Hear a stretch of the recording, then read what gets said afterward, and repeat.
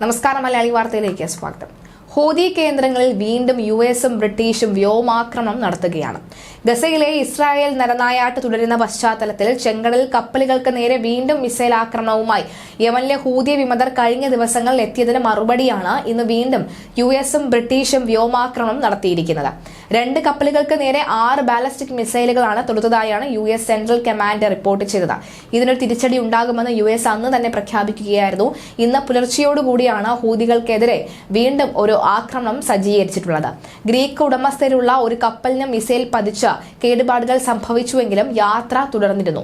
Marshal ദ്വീപുകളുടെ പതാകയുള്ള Greek ഉടമസ്ഥയിലുള്ള കപ്പലായ MV സ്റ്റാർ നാസിയ എന്ന കപ്പലാണ് കേടുപാടുകൾ സംഭവിച്ചത്.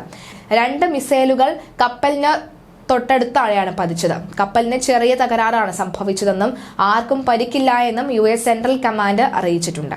UK ഉടമസ്ഥയിലുള്ള MV മോർണിംഗ് ടൈംസ് കപ്പലിന് നേരെയാണ് യമനിൽ നിന്ന് 2ാമത് ആക്രമണം ഉണ്ടായത്. കപ്പലിന് സമീപത്ത് സമുദ്രത്തിലായാണ് 3 മിസൈലുകളും പതിച്ചത്. തകരാറുകളോ പരിക്കോ ഇല്ല എന്നും US സെൻട്രൽ കമാൻഡ് റിപ്പോർട്ട് ചെയ്തിട്ടുണ്ട്. കപ്പലുകളെ ആക്രമിക്കുന്ന പശ്ചാത്തലത്തിൽ യമനിലെ ഹൂതി കേന്ദ്രങ്ങൾ ലക്ഷ്യമിട്ട് USഉം UKയും ആക്രമണം നടത്തിയിരുന്നു. ഇതിന് പിന്നാലെയാണ് വീണ്ടും ചെങ്കടലിൽ കപ്പൽ ആക്രമണം ഉണ്ടാകുന്നത്. ഗസയിലെ ഇസ്രായേൽ മനുഷ്യക്കുരുതിക്ക് പ്രതികാരമായി ചെങ്കടലിൽ ഇസ്രായേൽ ബന്ധമുള്ള ഇസ്രായേലിനെ പിന്തുണയ്ക്കുന്ന രാഷ്ട്രങ്ങളുടെയും കപ്പലുകൾ ആക്രമിക്കുമെന്ന് ഹൂതി സംഘടന നേരത്തെ തന്നെ പ്രഖ്യാപിച്ചിരുന്നു.